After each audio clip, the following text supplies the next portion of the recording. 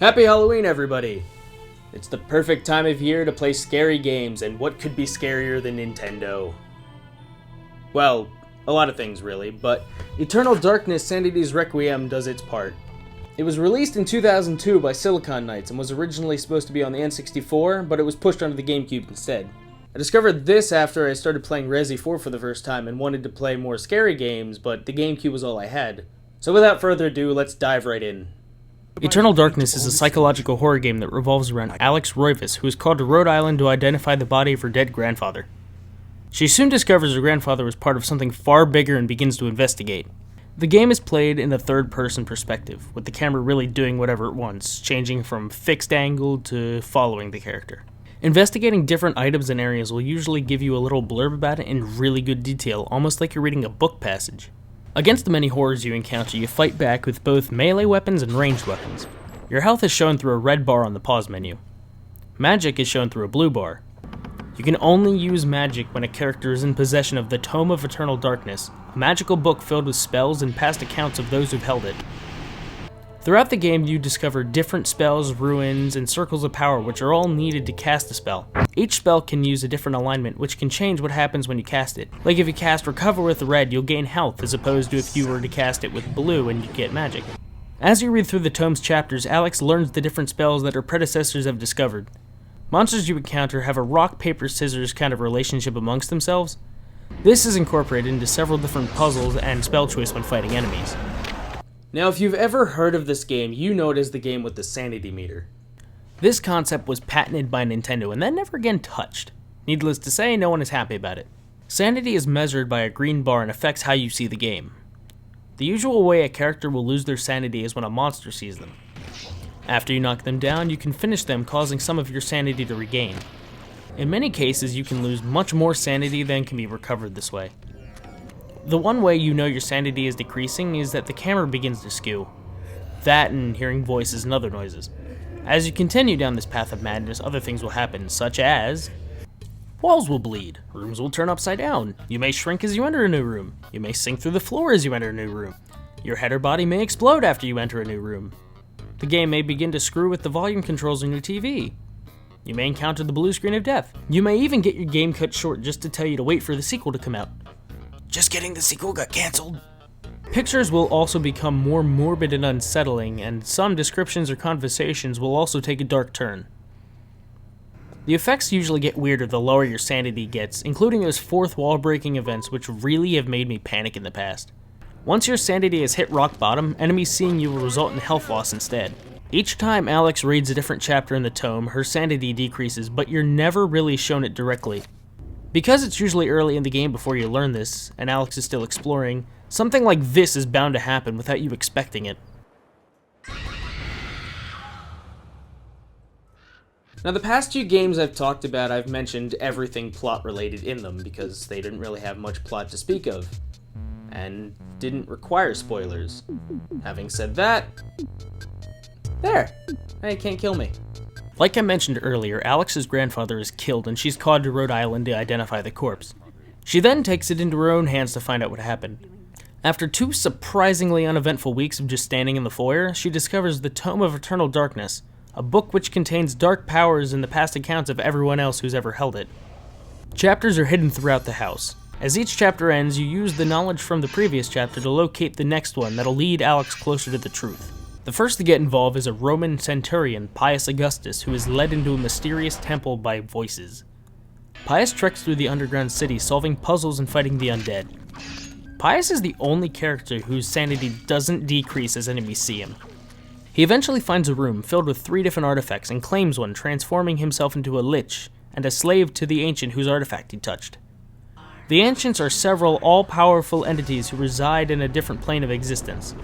They each want to travel into this universe and take total control of it. Whichever artifact he chooses will determine the monsters that appear and change little bits of dialogue. Next is Elia, a slave dancer who stumbles upon the Tome of Eternal Darkness and reads it out of boredom. Because that's what you do when you find an all-powerful book that lets you do magic. Seeking adventure, she wanders into the nearby temple and begins exploring. She soon finds herself locked inside the temple with her tribe's previous fertility god.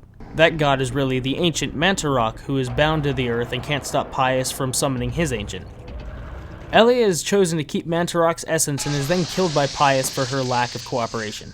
Now is a good point to mention that the pages that Alex finds aren't in necessarily chronological order. So let's backtrack a few hundred years to Anthony, a Frankish messenger who was tasked to take a message to Charlemagne. And just because he's told not to, he opens the message anyway and ends up being magicked. The magic slowly turns Anthony into a zombie as he attempts to warn Charlemagne, only to end up dying at his feet. His dead feet. So what was the point of the message if they were just going to kill him anyway? Going further backwards in time, a Persian man, Karim, is sent into the desert by his love to search for a treasure, promising total submission if he should return with it. Karim ends up in the same city as Pius, and it turns out that the treasure is one of the ancient essences. Karim finds it only to find out via Chandra Ghost that she got impatient, got with another dude, and was promptly killed for it. She somehow then convinces Karim to stay behind and guard the artifact with her. Flying almost 1,200 years forward, the tome's next owner is Dr. Maximilian Roivas, who resides in the Roivas mansion in Rhode Island. Max discovers his mansion he just inherited is also home to several different monsters, like bone thieves, who control the bodies of their hosts. Max has the ability to perform autopsies on the monsters he's just about to kill that you can listen to. He is, in my opinion, the best voice actor in this game just because of these entries. He sounds legitimately crazy and terrified at the same time. We must purge them from our midst. Kill them all. Cut them. Burn them. It's the only way. I know. I've done it. It works. He learns of the city of Enga underneath the mansion and barely kills a monster there. He attempts to get help in attacking the city only to get thrown into the nut house. And that's probably not the only reason he got locked up, seeing as he shot 4 of his servants because he was so paranoid they may have been bone thieves. That'd do it too. Next on the chopping block is Edwin Lindsay, an archaeologist who explores the ruins in Cambodia with the help of his benefactor, Paul Augustine, who obviously enough turns out to be Pius in disguise. Edwin, escapes and begins to explore the ruins. He eventually stumbles upon Mantarok and Elia, whose corpse gives him the essence of Mantarok. This in turn is given to Alex's grandfather, and he is never heard from again. But in the good way. He seems to be one of the only ones to get away from all this unscathed. Heading back to France, we meet Paul Luther, a monk who's made a pilgrimage to see some holy artifact. After stumbling upon a dead body in the cathedral, Paul is taken by the Inquisition to await trial. Later freed by a custodian, he learns that the artifact is just a ploy to lure people in to be sacrificed. Ah crap, I died. Hold on. Paul soon discovers the Black Guardian, who guards one of the Ancient's essences, who then pops his head like a pimple. Wait a minute. Paul's perished at the hands of the eternal darkness, with no one to summon the dark. What?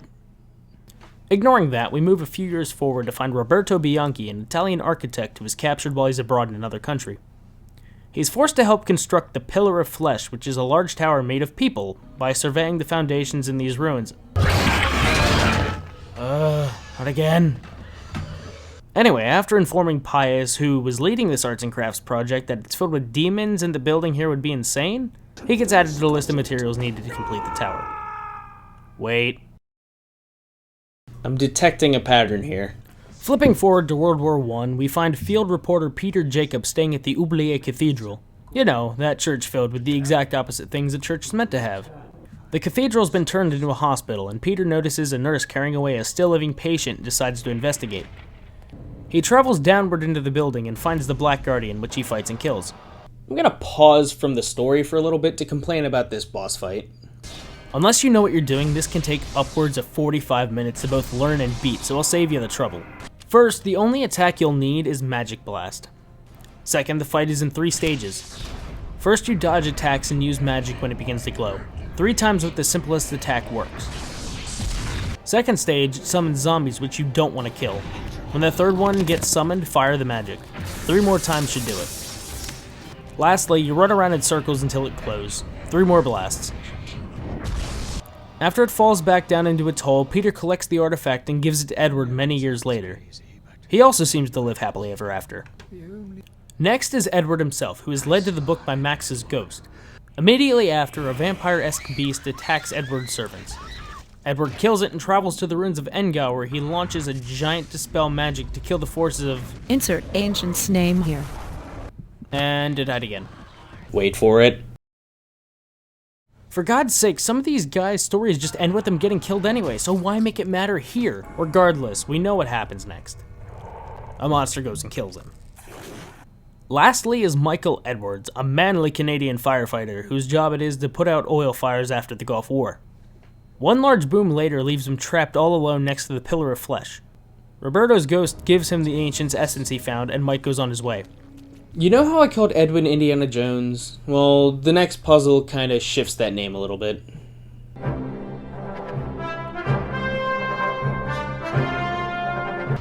Mike then uses some enchanted C4 to blow up the ruins and he escapes. A few years later, he delivers the essence to Edward and probably stays alive, even if he says he won't last the night. With all the information, Alex travels to Enga to defeat Pius once and for all. Before that, though, she sets up her own summon spell to bring a stronger ancient to fight Pius's. Don't look at me, I know it's a bad idea. She fights and defeats Pius with the help of the spirits of those who had the tome of their possession as Pius's ancient is killed. Alex realizes the mistake she made and curls up in a ball on the floor, waiting for the end to come. Meanwhile, the ghost of Edward goes to one of the towers to change the spell and lock away the ancient. And then happy ending. To truly beat the game, you have to have Pius choose a different artifact on 3 different playthroughs, which in turn lets Mantarok converge all 3 timelines and kill each of the ancients. I really enjoy this game, but it does have its moment where the backtracking through each level can get tedious, but the sanity effects make everything more interesting, and can even make you, the player, paranoid. I just find it to be a really fun